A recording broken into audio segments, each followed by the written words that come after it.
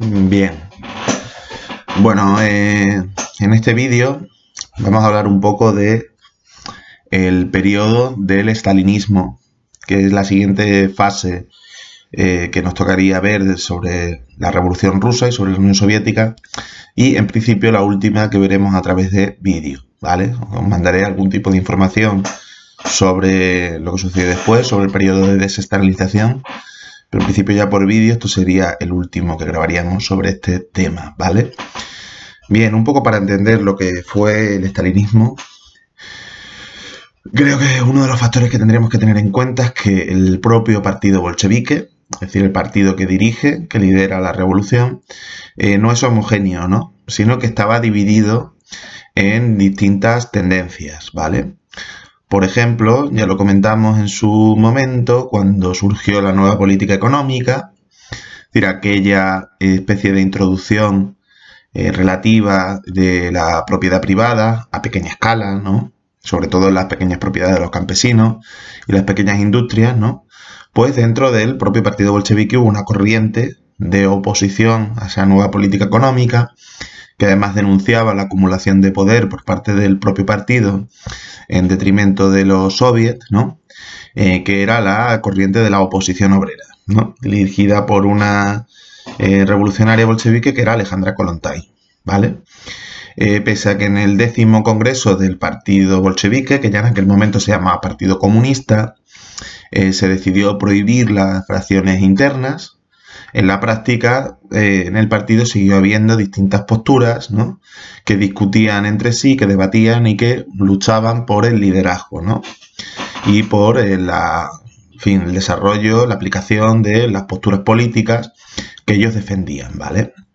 Entonces, tras la muerte de Lenin, 1924, se desata dentro del Partido Comunista una disputa entre dos grandes corrientes, ¿no?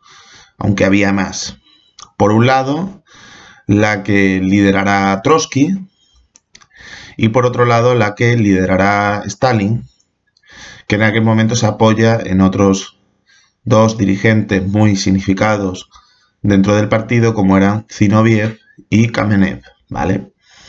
Trotsky fundamentalmente defendía que la pervivencia de la Revolución Rusa dependería de una manera muy estrecha en que se dieran revoluciones en otros países, especialmente en aquellos países que contaban con un capitalismo desarrollado, como era el caso de Alemania, ¿no? El país que pudiéramos decir más cerca estuvo de imitar la Revolución Rusa dentro de la Europa occidental, dentro de la Europa del capitalismo avanzado, ¿eh? A través de una serie de insurrecciones armadas que tienen lugar pues, en 1919 con la insurrección espartaquista, en 1921, ¿verdad? Pero que van fracasando. Trotsky piensa que el socialismo es muy difícil que perviva en un solo país, porque hay todo un mundo capitalista alrededor que funciona con otras lógicas y con otras reglas, y que además va a hacer todo lo posible por hundir la experiencia socialista en Rusia. Cree además que si no se dan esas otras revoluciones, la revolución que ha triunfado en este país inevitablemente irá degenerando, ¿vale? Y no podrá cumplir sus objetivos emancipatorios iniciales. Por lo tanto, plantea que la actividad principal del partido y del Estado soviético debe ir dirigida a promover la revolución a escala internacional, ¿no? La revolución mundial. La tesis de Stalin, por contra, sostiene que es posible, que es viable construir el socialismo en un solo país, si bien no niega que en última instancia sea necesaria una expansión del socialismo, de la construcción del socialismo, una revolución también a escala internacional, ¿no? Lo que pasa es que entiende que si no se dan las circunstancias de momento para que dicha revolución mundial estalle, pues sí que sigue siendo posible y deseable la construcción del socialismo en un solo país. Existía también otro debate de fondo, que es que El ala representada por Trotsky en aquel momento ya venía planteando una superación rápida de la nueva política económica en favor de una nueva colectivización de aquellas áreas de la economía que se habían dejado en manos del mercado y de la propiedad privada, fundamentalmente, recordad, la pequeña propiedad en el campo, para dar inicio a un proceso de industrialización acelerada del país bajo control público, bajo control del Estado, bajo el predominio generalizado de la propiedad socializada, ¿no? En principio, Stalin en aquel momento sí era partidario de prolongar todavía la nueva política económica, si bien, como vamos a ver, pues finalmente será el que ejecute este programa de colectivización de nuevo de la economía, fundamentalmente del campo, y de industrialización acelerada mediante planes económicos aprobados y controlados desde el Estado, ¿vale? Bien, en esta disputa que se abre tras la muerte de Lenin, finalmente triunfarán los partidarios de Stalin, ¿vale? Triunfará Stalin, apoyado por la mayor parte de las organizaciones y de la militancia del Partido Comunista, ¿no? Y se abre un nuevo periodo, que es el del stalinismo, que va teniendo diferencias entre sí. No podemos decir que presente exactamente las mismas características, por ejemplo, en 1930 que en 1938. La Rusia de Stalin es una Rusia también en constante cambio y transformación y que tiene algunas fases bastante bien definidas, ¿no? Pero sí que podríamos decir que tiene tres aspectos fundamentales, tres características claras que le dotan de una especificidad muy fuerte a la fase del estalinismo, ¿verdad? Y es en las cuales yo me voy a centrar. Por un lado, la transformación económica que vive Rusia. Por otro lado, la cuestión de la represión que acompaña al estalinismo, de la represión política, de la ausencia de libertades. Y por otro lado, yo me voy a centrar, no sería tanto una característica del estalinismo como un acontecimiento que tiene lugar durante este periodo, que es la participación rusa durante la Segunda Guerra Mundial, ¿vale? Vamos a hablar de estas tres cuestiones. Bien, comenzando por lo que sucederá en la economía. Aquí es importante que tomemos como fecha de referencia 1929. ¿Por qué? Porque en 1929, lo que sucederá es el fin de la nueva política económica a través de la aprobación del primer plan quinquenal, ¿vale? Los planes quinquenales eran planes elaborados por el Estado en los cuales intentaban dirigir, orientar toda la estructura económica y productiva del país, ¿no? En este caso de la Unión de Repúblicas Socialistas Soviéticas, de la URSS.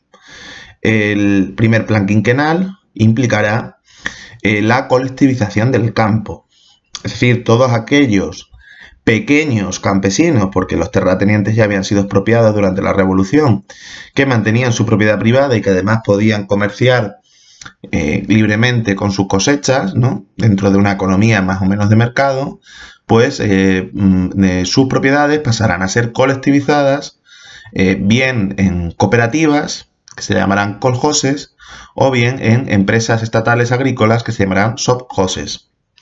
La cuestión de la colectivización es que es un proceso que resulta muy complejo debido a que estos pequeños propietarios eran casi la mayoría de Rusia, de la población rusa.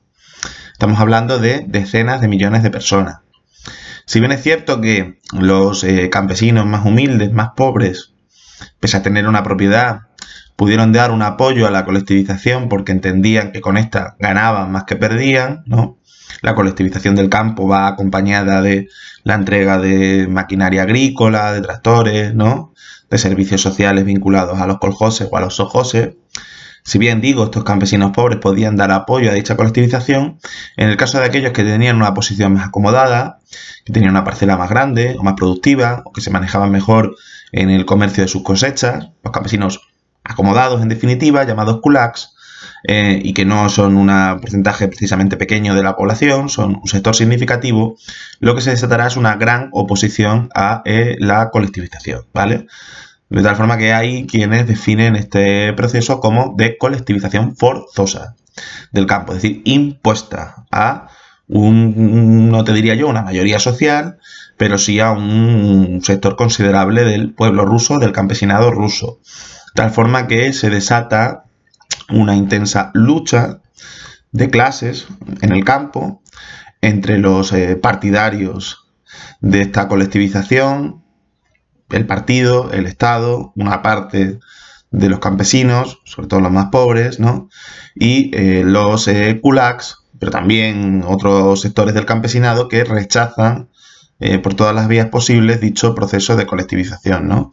Esto da lugar a una fuerte represión contra las capas más acomodadas del campesinado ruso, que en cierta medida pues pasarán por la prisión o por otro tipo de medidas represivas, e incidirá sustancialmente en una hambruna desatada en el año 33, especialmente en la zona de Ucrania, aunque con algunos focos en otras áreas del país, ¿vale?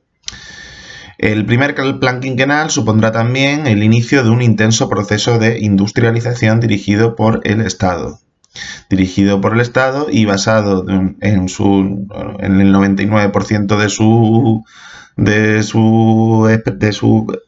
su desarrollo en fábricas y empresas industriales públicas, colectivizadas, sin propiedad privada.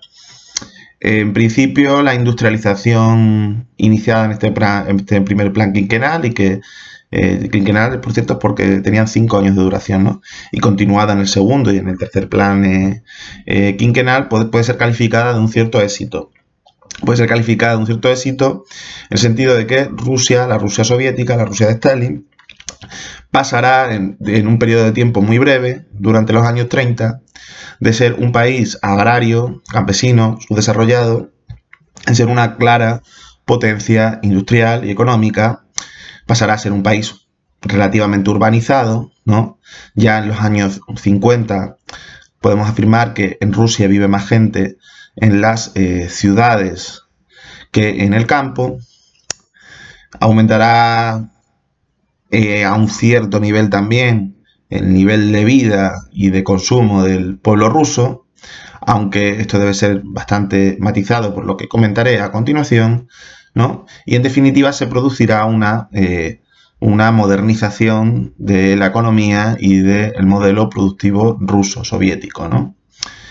Esto es significativo también porque coincide, y ya lo explicaremos en lo que nos resta de curso, con la apertura de una gran crisis económica en todo el mundo capitalista, que, como es posible que os suene, tiene un inicio en el crack de la bolsa de octubre de 1929 en Estados Unidos, que es en buena medida una manifestación de la superproducción engendrada por la economía capitalista hasta ese momento, es decir, la incapacidad de absorber por parte de los consumidores todos los productos generados, ¿no? Pero también causa de otros factores como la especulación en la bolsa, y que provocará un aumento exponencial del paro y la pobreza dentro de los propios Estados Unidos, extendiéndose esta realidad a lo largo de los años 30 a prácticamente todo el mundo capitalista y desde luego también a los vecinos de Rusia, a los europeos, ¿no? Entonces, de alguna manera, frente a un mundo capitalista en el que está costando mucho que haya crecimiento económico, en el que incluso lo que se produce es una situación de recesión, ¿no? Es decir, de decrecimiento de la economía, en un mundo capitalista donde hay unos niveles de paro, pues en ocasiones extraordinariamente altos, ¿no? Estados Unidos llegaron a unas cifras superiores a un 30%, pues la Rusia soviética es una Rusia que crece a un ritmo muy elevado, es una Rusia donde no hay desempleo y donde mal que bien se están reduciendo las desigualdades y está habiendo un aumento del nivel de vida. Lo que pasa es que evidentemente esta industrialización acelerada, esta modernización acelerada del país, pues no es todo bonito, ¿no? Sino que tiene también algunos costes sociales significativos, ¿vale? ¿Quiénes lo pagarán principalmente? El campesinado, ¿no? El campesinado padecerá una fuerte presión sobre sus ingresos y sobre sus rentas que permitiera financiar todo el proceso de industrialización, ¿vale? Y junto con esto, pues se vienen produciendo todas aquellas contradicciones y problemas que suelen ser propios de situaciones de crecimiento acelerado, ¿no? Por ejemplo, ciudades que crecen de una manera desordenada y en la que no todo el mundo que está emigrando para trabajar en la industria pues tiene acceso a una vivienda en condiciones. Si conocéis un poco la historia de nuestro país, de España, en los años 60, cuando hubo también un periodo fuerte de desarrollo industrial en España, sucedían cosas parecidas, ¿no? Los extremeños que iban a migrar a Bilbao, a Barcelona, a Madrid, los extremeños, los andaluces, los manchegos, vivían en algunos casos en barrios chabolistas. Bueno, en Rusia, en la Rusia soviética, se producen también situaciones similares. Y junto con estos dos factores que he dicho, la presión sobre el campesinado que acompaña todo este proceso y los problemas propios de un crecimiento muy acelerado de la economía, por ejemplo, la falta de ciudades bien equipadas para atender las necesidades de toda esa población que está migrando, se produce también una cierta presión sobre la mano de obra, sobre los obreros, para que sean más productivos, de tal forma que las posibles huelgas o reivindicaciones que pudieran hacer pues son reprimidas por parte del Estado, de un Estado, recordad que teóricamente es un Estado de los trabajadores, de los obreros, pero mantiene ese control, ¿no?, sobre los trabajadores, buscando su productividad y su contribución al proceso de industrialización. Y además se desata un movimiento que es el estajovinismo, en el cual se premiaba con incentivos materiales, con salarios más altos, con mejores viviendas o con vacaciones pagadas a aquellos trabajadores que fueran más productivos, ¿no? Si bien el estajovinismo tiene un enfoque voluntario, si tú curras más, sé más productivo para obtener determinados incentivos materiales, lo que producirá será una fuerte autoexplotación, entre comillas, de la mano de obra que se someterá a sí misma, pero también por la necesidad de intentar acceder a esos beneficios materiales, a ritmos de trabajo muy altos, muy intensos, para intentar acortar en un periodo de tiempo muy breve la situación de su desarrollo de la que partía Rusia y ponerse a un nivel parecido al de los países económicamente más desarrollados. ¿Vale? Entonces, en resumen, en el plano económico, el estalinismo lo que supondrá será una nueva colectivización de toda la economía. Ya no habrá propiedad privada sobre fábricas o sobre tierras prácticamente a ningún nivel, ni en el campo, ni en la industria, ni en el comercio. Todo será público, todo estará colectivizado. Supone también el inicio de unos planes de desarrollo dirigidos por el Estado, los planes quinquenales vinculados a la industrialización y a la modernización del país, que hasta cierto punto van a ser un éxito, pero que también vienen acompañados de algunos problemas sociales, una mano de obra que trabaja a unos ritmos muy fuertes, un campesinado que soporta determinadas cargas para financiar el proceso, o unas ciudades que crecen de manera desordenada, ¿vale?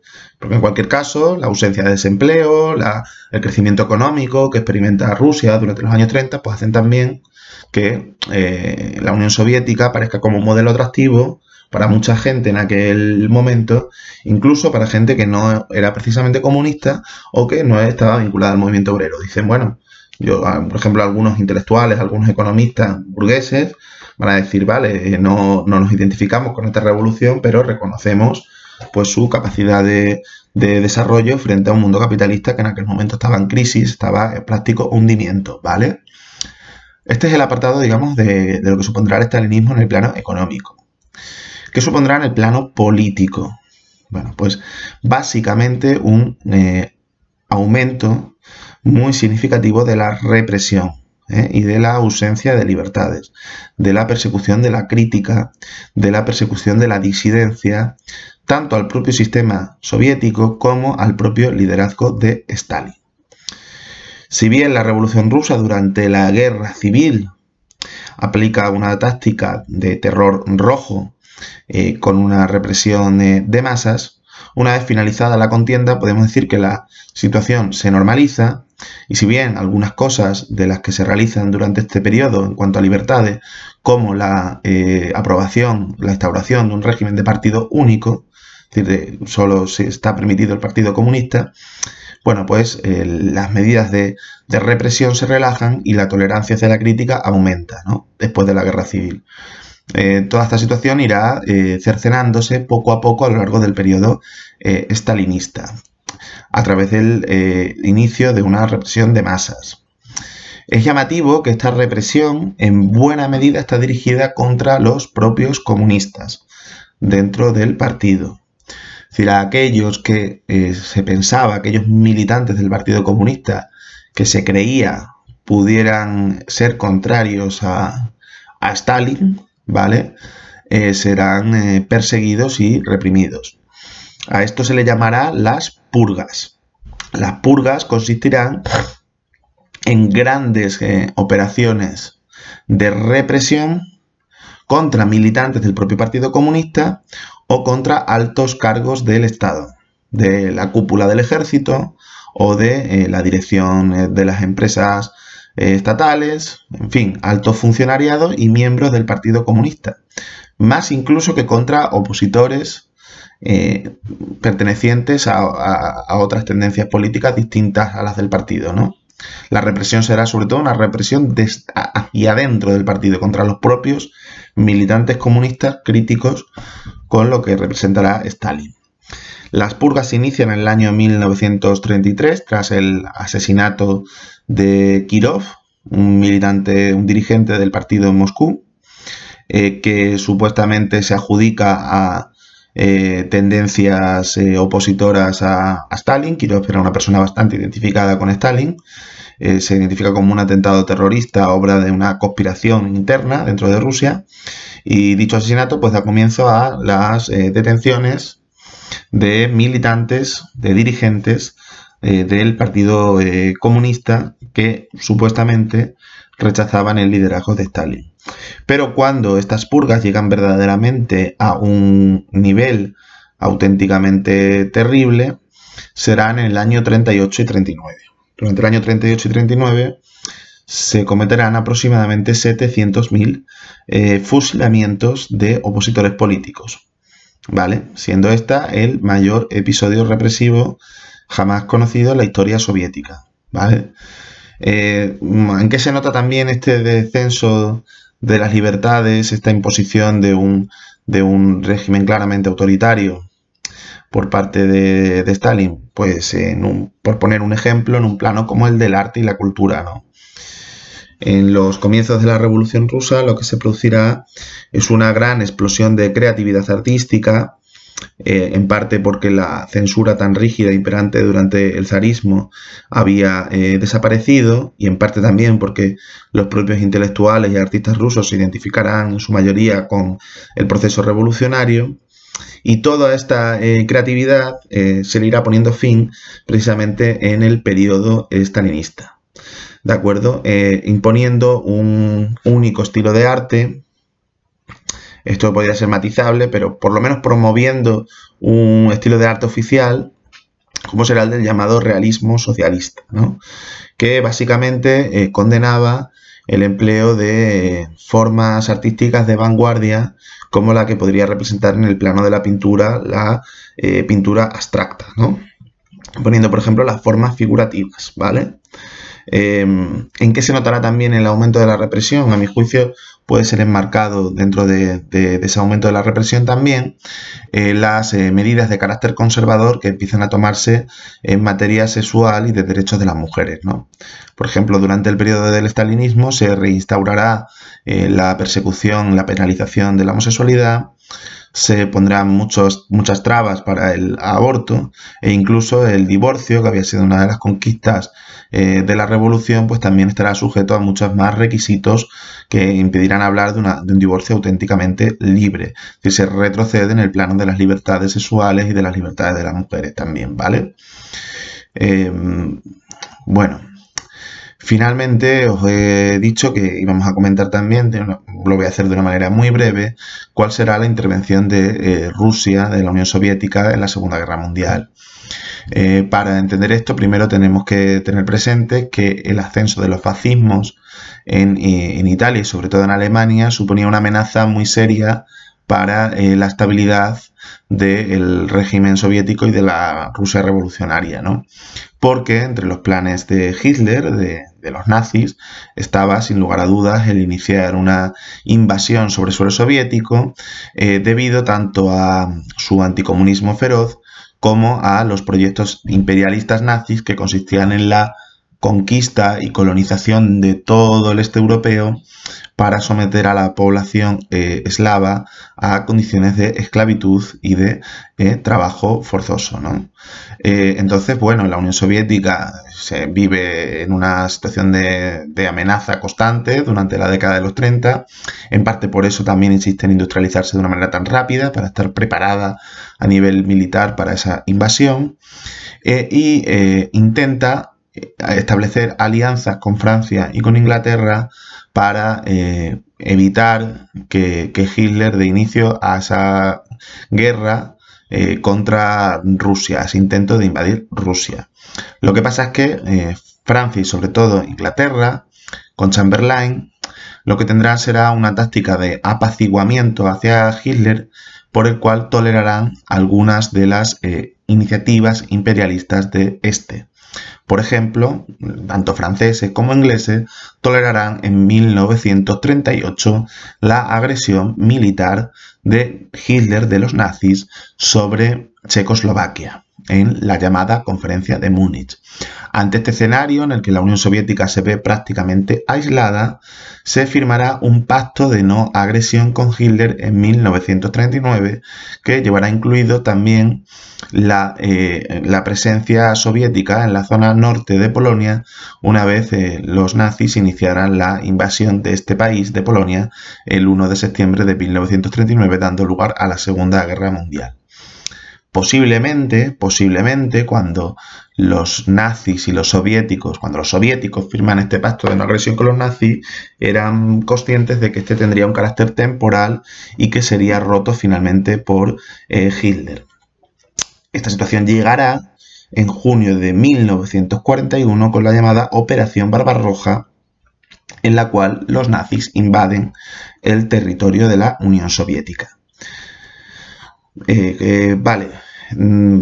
Voy a ser sintético, porque lo que cabe decir de lo que sucederá después es que la Unión Soviética, pese a que tiene unas pérdidas territoriales muy rápidas al comienzo, mostrará una increíble capacidad de resistencia. A partir del cerco de la ciudad de Stalingrado, que intentará ser invadida por los nazis, pero no lo lograrán, se contraatacará y se repelerá dicho ataque, el ejército rojo soviético lo que conoce es un avance fulgurante, no solo sobre el territorio de su país, que había sido ocupado por los nazis, sino también por casi todos los territorios de Europa Oriental que habían sido invadidos por las tropas nazis, por las tropas alemanas. De tal forma que podemos decir que la Unión Soviética es el principal responsable de la derrota de las nazis en la Segunda Guerra Mundial. Prácticamente entre un 80 y un 90% de las tropas alemanas en esta Segunda Guerra Mundial serán de las bajas alemanas, en la Segunda Guerra Mundial serán obra de los soldados soviéticos, ¿vale? Más de las 8 décimas partes de las bajas que tuvo Alemania en esta guerra serán obra de la Unión Soviética, del Ejército Rojo. Por supuesto, la URSS conocerá un alto precio, un alto coste económico y en vidas humanas por su participación en la guerra y por la liberación de la Europa Oriental conquistada por los nazis. Aproximadamente 20 millones de soviéticos perderán sus vidas, un porcentaje alto de su población. El país quedará destrozado. Pero cabe señalar también que la recuperación del país será bastante rápida una vez finaliza la Segunda Guerra Mundial, mostrando cuando menos la capacidad de desarrollo que tenía esta economía planificada soviética. ¿Vale? Y sin más, aquí lo dejo.